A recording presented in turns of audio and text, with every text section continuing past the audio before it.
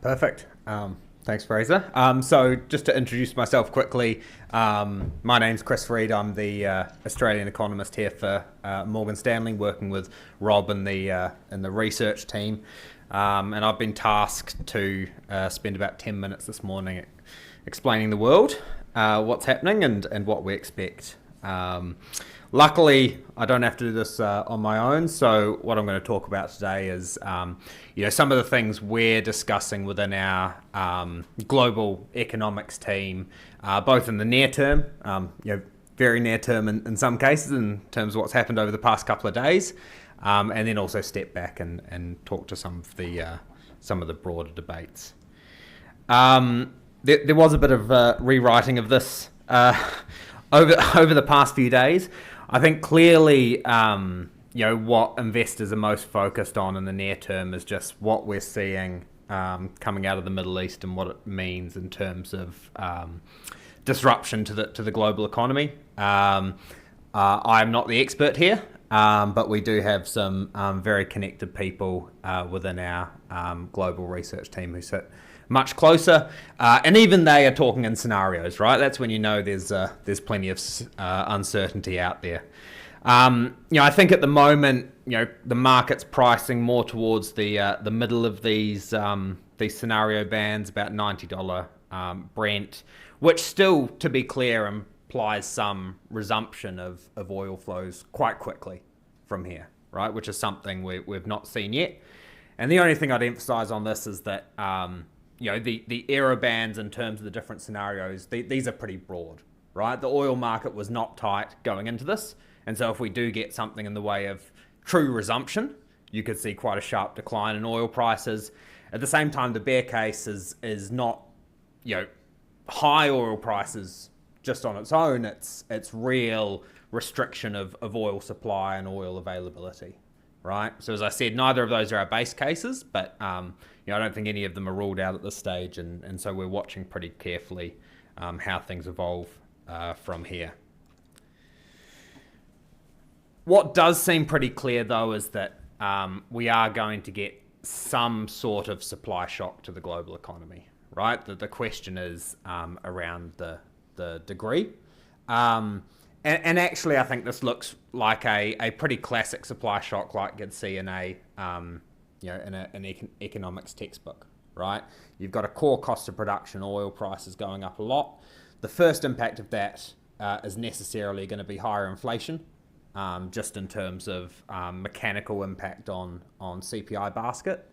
But that in turn is going to drive weaker growth to the extent that pushes down consumer spending, raises businesses' costs of production, and sees a weaker growth profile coming here. I think what's interesting is that if you look at the sort of textbook response to that from central banks, is that they should look through things. They should look through that inflation spike. They should view it as temporary because the growth will solve that. And they don't necessarily have to respond immediately. What's interesting, at least initially, is that markets aren't really pricing that, right? In fact, over the past week or so, markets have by and large priced out the end of the central bank easing cycle globally, right? So you can see that in terms of the market pricing chart here. Still got a one and a bit cuts in for the Fed, but basically every other central bank, markets are saying are on hold or hiking. I think the key reason for this is because of the starting point of where we are, right? We're now 5 years out from a point where inflation's been running persistently above every central bank's target. And I think Australia is a good example here of where central banks can be quite patient if inflation's high, as long as it's trending in the right direction. But if it starts moving the wrong way, given how long we've been above target, there is a risk of a more hawkish turn from those central banks. So, I think the market is pricing in some caution there in terms of central banks jumping at the near-term inflation lift and I guess downweighting some of the downside growth consequences. And the risk of that is on the other chart, just looking at prediction markets in terms of pricing of recession by the end of the year from the US. It was sitting down below a quarter. Over the past day or two, it lifted to 40%. right? So that's markets telling you that there's a concern that central banks are going to jump at the inflation, tighten or hold rates higher than they otherwise would, and that's going to create downside growth risk. To be clear, this is largely not our view globally. We still expect 2 rate cuts from the Fed. We think the ECB stays on hold, and we've got one more cut in from the Bank of England. So we are taking a more benign view of the central bank reaction function. In fact, the RBA is basically the only central bank we have with a bit more tightening to do. And that's largely because of the different domestic situation coming through. We've got one more rate hike from the RBA in May. So we think the central banks will look through this. That leaves us a little more relaxed on the global growth outlook. What I would say is next week you have essentially every major central bank meeting and reporting, and I think how they respond in terms of their communication is going to be fascinating and very important to watch. So this is, I think, the key near-term debate, right? This is what markets going to be focused on. Up until a couple of weeks ago, global economy was looking good. You had a capex cycle, you had a IP cycle coming through. Survey measures were strong. I think the key question is going to be how big is the supply disruption? How do policymakers respond? And how does that disrupt the cyclical backdrop?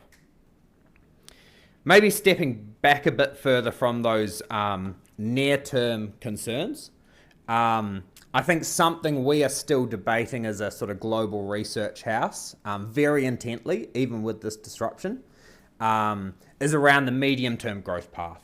Right, and in particular how AI, fits into this. I'd say at the moment, most of the strong macro evidence in terms of this influence is largely on the demand side, particularly in terms of capex and the demand for construction and materials and build out. That is clearly evident in the US. It's actually even clearly evident in Australia in terms of the macro data and influencing things there. And our expectation is this continues, right? Where I think there's a lot more debate and a lot more focus occurring at the moment is on the supply side, and in particular, what we see in terms of evidence of productivity coming through, because at this stage, that evidence is relatively mixed. I'd say in the US, there is signs of a productivity pickup. In fact, over the past couple of years, there's been a pretty noticeable divergence in productivity trends from the US versus other economies. We think that will continue to some extent. What we're watching is for some dispersion and diffusion out to other economies. It's worth noting even Australia, which I think on that chart there you can see is right down the bottom, and I think our productivity challenges are well known here. We've actually seen a bit of an improvement over the past couple of quarters, right? In fact, productivity over the past year grew 1%. Not great in terms of the big picture, but it is an improvement. And I think we will see more broader evidence of that productivity picking up over the next couple of quarters and years. What increasingly I think will be the debate here, though, is what's the distributional impact of this productivity pickup, right? Who benefits from it? Who captures the benefits? And what sort of policy do we get in response from that, right? The US, I think, is a good example here. If you look at that productivity improvement we've seen over the past couple of years, yes, it's come with pretty strong growth, but it's also partly been driven by a pretty weak labour market, right? And if we see the productivity improvement show up in terms of weak labour demand, there's a question of whether governments step in to try and tax or regulate or restrict some of that rollout. So that's where we see the debate turning.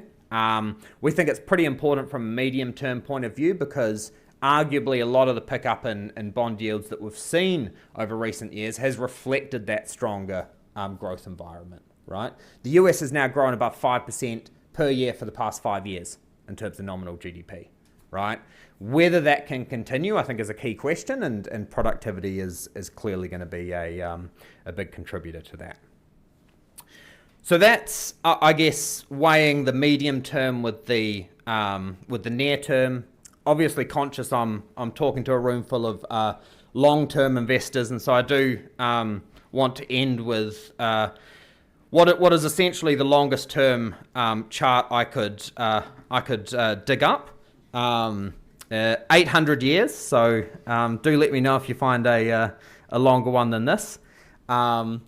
Look, I think it's an interesting one. This is some work done by the Bank of England looking at real interest rates over the past 800 years from a variety of measures. And one of the things they find through that period is a relatively strong downward trend in those real yields. Partly in the earlier period because you had lower risk premiums coming through, then in more recent times lower growth opportunities. But I think it leaves an interesting contrast to what are some stronger arguments for higher yields near term, right? Yes, we've got strong demand for real assets and capex activity driving up demand. Yes, there's a potential for productivity improvement from AI. But I think there is a question of how long that can continue, and how long it will take till potentially this much longer trend starts to take hold again. So I think that's left me bang on time as well. So I'll leave it there. Thanks for having me. I'll hand back to Rob and enjoy the rest of the conference.